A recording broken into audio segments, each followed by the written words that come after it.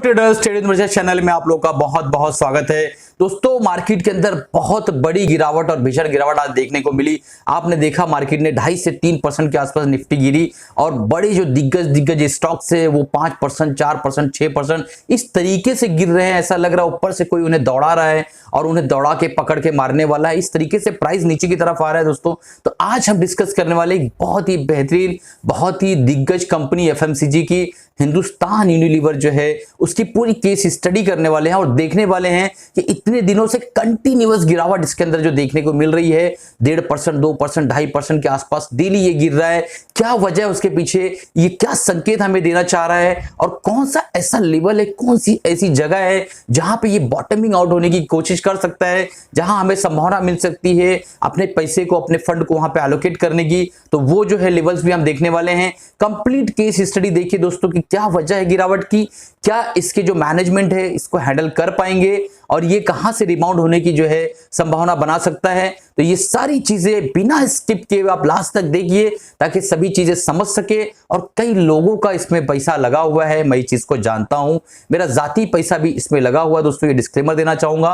तो आज हम केस स्टडी करने वाले हिंदुस्तान यूनिलीवर की, तो बिना स्किप किए देखिएगा। इससे पहले दोस्तों वीडियो शुरू करूं, आप लोगों से गुजारिश, अगर आप बिगिनर से नए हैं और इस तरीके के कंटेंट आप जो है पसंद करते हैं तो चैनल को तुरंत सब्सक्राइब कर लीजिए, बेल बटन दबा दीजिए ताकि जब भी नए वीडियोस आए वो आप तुरंत जो है उसको देख सके, आपके मोबाइल तक वो तुरंत पहुंच सके। हमारा फ्री टेलीग्राम चैनल है, अगर आपने ज्वाइन नहीं किया है तुरंत डिस्क्रिप्शन बॉक्स में लिंक आ रहा होगा, आप जाकर ज्वाइन कर लीजिए ताकि डे टू डे अपडेट्स जो हम स्टॉक मार्केट को लेके देते हैं वो आप उससे फायदा उठा सके और आप अच्छे से ट्रेड कर सके। दोस्तों, चलते हैं स्क्रीन पर देखने की कोशिश करते हैं। दोस्तों, हम जो है स्क्रीन पर आ गए हैं और हमने जो है पावर पॉइंट प्रेजेंटेशन एक रेडी रखा है आप लोगों के लिए समझाने के लिए कि एचयूएल जो है क्यों गिर रहा है और कहां तक गिरने वाला। दोस्तों, याद रखिए ये जो वीडियो है ना इतना इंपॉर्टेंट होने वाला है आप लोगों के लिए। अगर इस वीडियो को आपने समझ लिया, सही से जान लिया और सही तरीके से दिमाग में बिठा लिया तो एचयूएल के अंदर जो गिरावट हो रही है उसका आपको जो डर है वो बिल्कुल खत्म हो जाएगा और आप जो है इसके अंदर निवेश करने के काबिल हो जाएंगे। तो चलिए दोस्तों शुरू करते हैं। सबसे पहले आप देखिए कि हिंदुस्तान यूनिलीवर की केस स्टडी जो है हम करने वाले हैं, उसके अंदर जो है किस तरीके से हम जो है आगे की तरफ जाते हैं वो देखिए आप।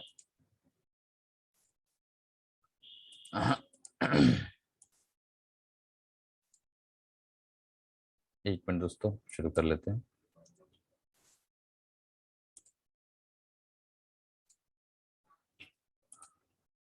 ठीक है, सबसे पहले रीजन समझने की कोशिश करते हैं कि ये गिर क्यों रहा है। ये दोस्तों प्रीमियम वैल्यूएशन पे कई सालों से जो है ट्रेड कर रहा था। लगभग कुछ दिन पहले इसका जो वैल्यूएशन था 85, 80 के आसपास का पीई चल रहा था इसका। अभी ये करेक्शन होकर जो है 55 के आसपास लगभग लगभग पीई पर आ गया है। तो काफी प्रीमियम वैल्यूएशन पे ट्रेड कर रहा था। इसका वैल्यूएशन थोड़ा डाउन होना जरूरी था और मार्केट ने उसी को डिस्काउंट किया है। वजह कुछ भी रही हो, वजह हम सब जानने वाले हैं, बट मार्केट ने इसको डिस्काउंट कर लिया और अभी एक अच्छे अट्रैक्टिव वैल्यूएशन पे ये ट्रेड करता हुआ नजर आ रहा है। क्योंकि ये प्रीमियम वैल्यूएशन पे दोस्तों नेस्ले हो गया, एचयूएल हो गया, ये सारी कंपनियां प्रीमियम वैल्यूएशन पे हमेशा ट्रेड करते हुए दिखाई देती है। तो इसका काफी अच्छा करेक्शन हो गया, काफी डिस्काउंट प्राइस में इस वक्त ये अवेलेबल है। दूसरी बात, इंडेक्स सेलिंग। दोस्तों, आपको पता है कि एफआई जो है कंटिन्यूअस कंटिन्यूअस सेलिंग करते जा रहे हैं, सेलिंग करते जा रहे हैं। तो उसकी जो वजह है वो क्या है? उसकी वजह ये दोस्तों कि वो जो सेलिंग जो कर रहे हैं उन्हें ऐसा लग रहा है कि मार्केट के अंदर जो यहाँ से निकलना चाहिए तो वो निकल रहे हैं, बराबर है। बट वो निकल कहाँ से रहे हैं?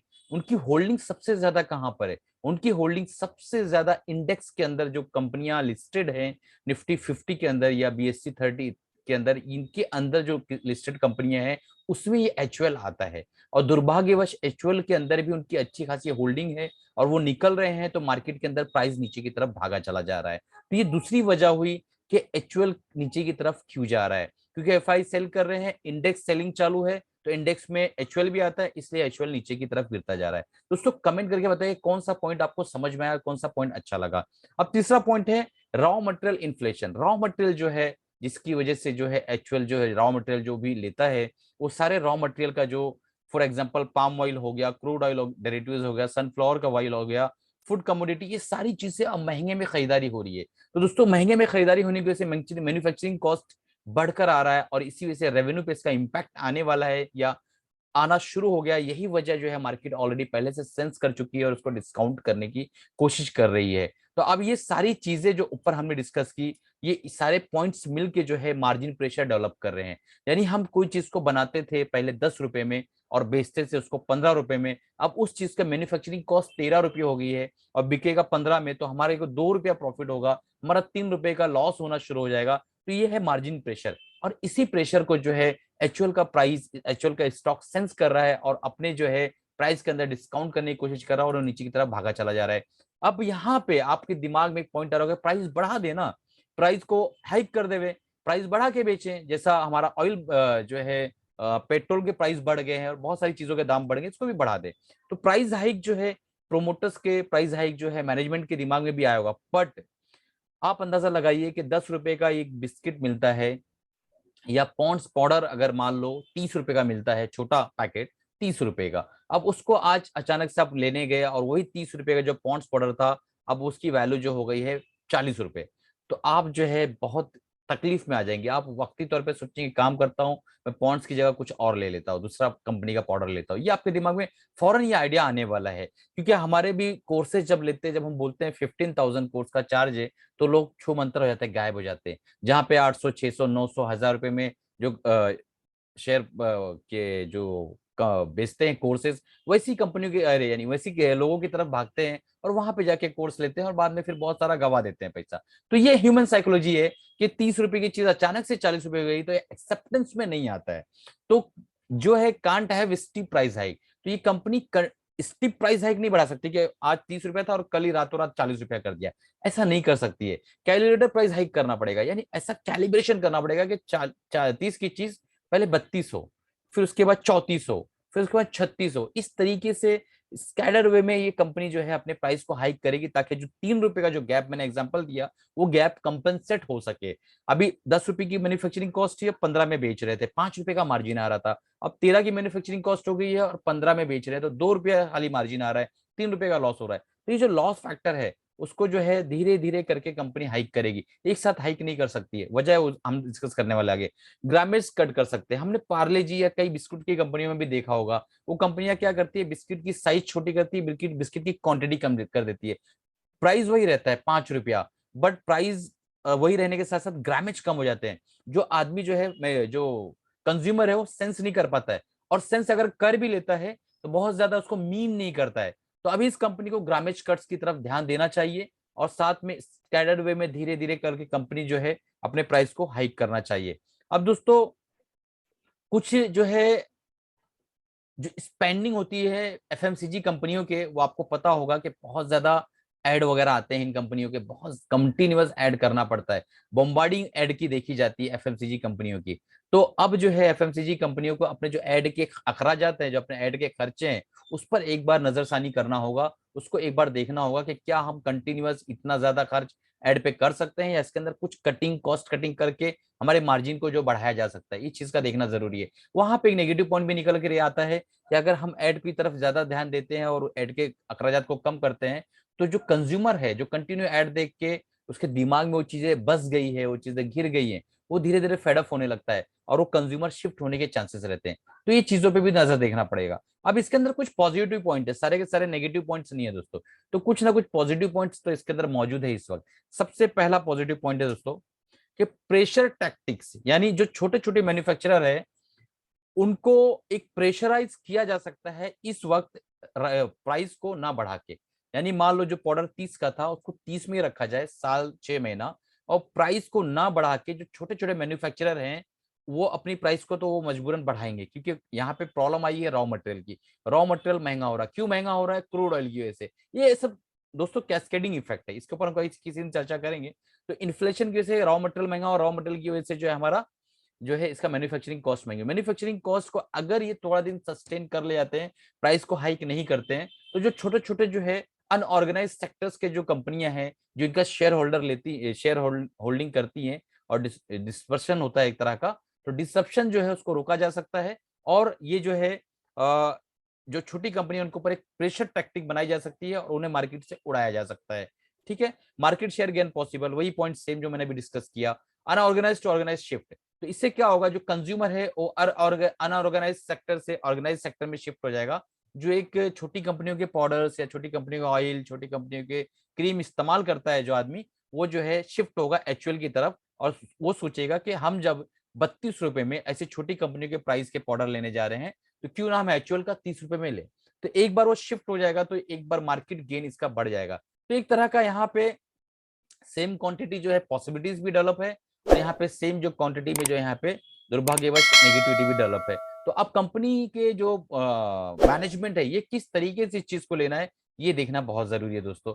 तो चलिए अब चलते हैं हम चार्ट पर और देखने की कोशिश करते हैं कि कौन से ऐसे लेवल्स हैं जहां पे हम इसके अंदर एक एक्यूमुलेशन कर सकते हैं, जहां पे हमें एक चीज बन सकती है कि भाई यहाँ पर हम जो है अपने पैसे को डालना शुरू कर सकते हैं। और ये चीज जब देखेंगे ना दोस्तों, जो मैं अभी बताने जा रहा हूँ, वो आप जब देखेंगे तो आपकी आंखें खुली की खुली रह जाएगी। आप देखेंगे कि मैं क्या चीज दिखाना चाह रहा था और क्या चीज बताना चाह रहा था। तो चलिए चलते हैं, सबसे पहले हम स्क्रीन को चेंज कर लेते हैं, 1 मिनट।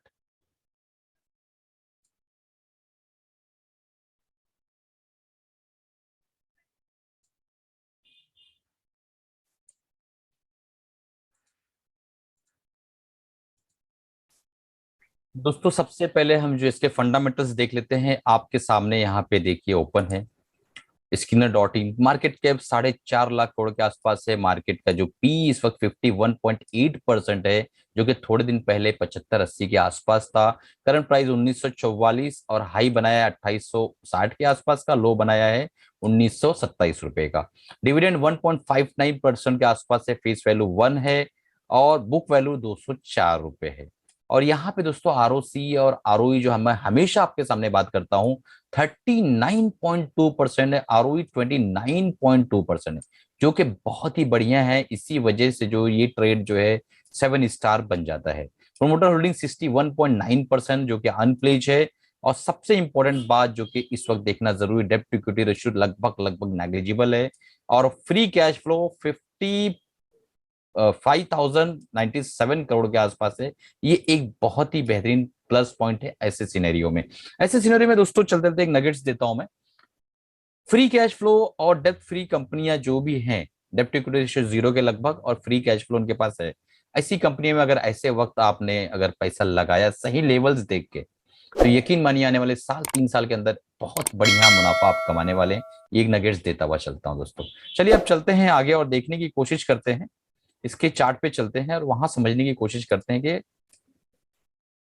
हम सबसे पहले स्टॉक एज में चलते हैं। देखिए दोस्तों, निफ्टी 50 के अंदर 10 कंपनियां ही एडवांस थी, 40 डिक्लाइंस थी, जो कि दर्शाता है कि मार्केट में काफी बियरिश प्रेशर अभी भी बना हुआ है।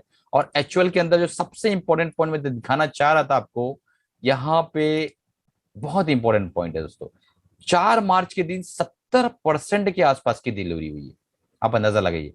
और ट्रेडिंग देखिए कितनी भरकम ट्रेडिंग हुई है।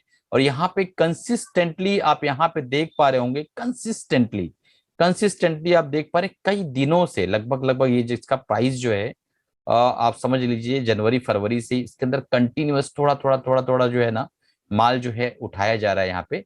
और यहाँ पे आज 70% के आसपास की डिलीवरी, जो कि एक बहुत बड़ा जो है एक आंकड़ा होता है जो दर्शा रहा है कि इसके अंदर कुछ ना कुछ बड़ा चल रहा है। ठीक है, अब हम चलते हैं चार्ट पर, जिसका आप लोगों को बेसब्री से इंतजार था। चार्ट पर दोस्तों आगे हैं। मैंने जो है आज से लगभग लगभग कुछ दिनों पहले एक वीडियो बनाया था, और वहां पे मैंने 1 2 3 4 5 पांच अलग अलग लेवल्स बताए थे। और उस लेवल्स पे मैंने कहा था कि छोटे छोटे स्टिगर्ड वे में जो है आप इसको जो है लेना शुरू करिए। ठीक है, और आखिरी लेवल मेरा 1850 का था। आप जाके इस वीडियो को देख लीजिए।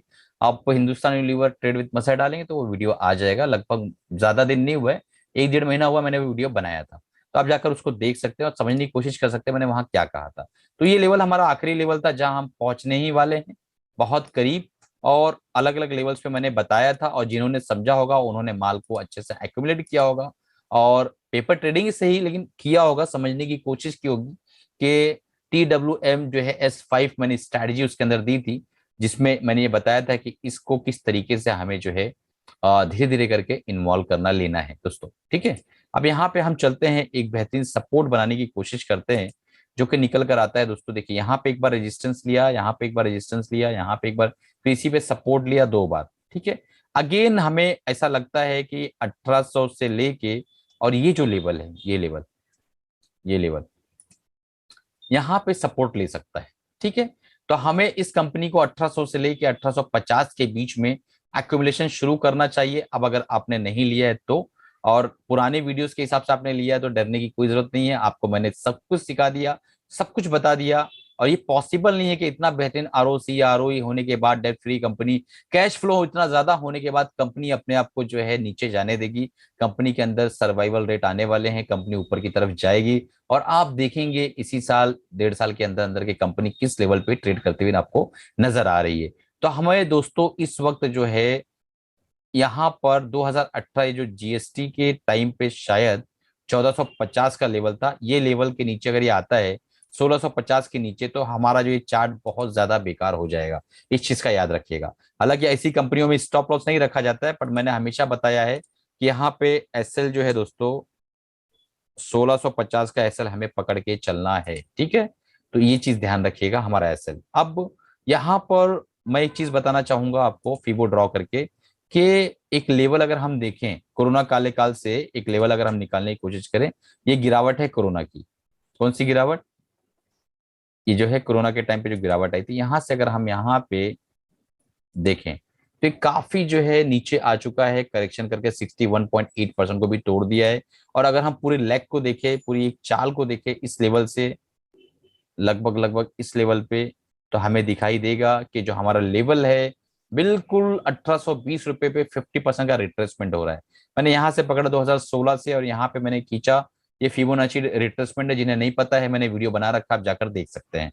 तो 50% के जो रिट्रेसमेंट है दोस्तों, वो यहाँ पर आ रहा है। बिल्कुल हमने जहां प्लान किया हुआ है इसको एक्यूमुलेट करने का, यहाँ पर आ रहा है। तो ये चीज है दोस्तों। अब ये सारी चीजें मैंने बता दिया, आपको बताया कि ये कंपनी जो है 1800 से लेकर 1850 के बीच में बेहतरीन बाय बनती है। इसको हम पेपर ट्रेडिंग के तौर पे ले सकते हैं, या जिन्हें इसके अंदर वाकई जो है खरीदारी करनी है, अपना हार्ड अर्न मनी लगाना है, तो अपने फाइनेंशियल एडवाइजर से राय मशवरा लेके उसके बाद इसके अंदर निवेश करिएगा। मैं यहाँ पे सिर्फ और सिर्फ आपको एजुकेशन देने की कोशिश कर रहा हूँ, आपको लर्निंग देने की कोशिश कर रहा हूँ, आपको नॉलेज देने की कोशिश कर रहा हूँ कि एक्चुअल में चल क्या रहा है, उसके पीछे की वजह क्या है, उसको किस तरीके से रेक्टिफाई किया जा सकता है, कौन सा ऐसा प्राइस है जहां से रिबाउंड हो सकता है।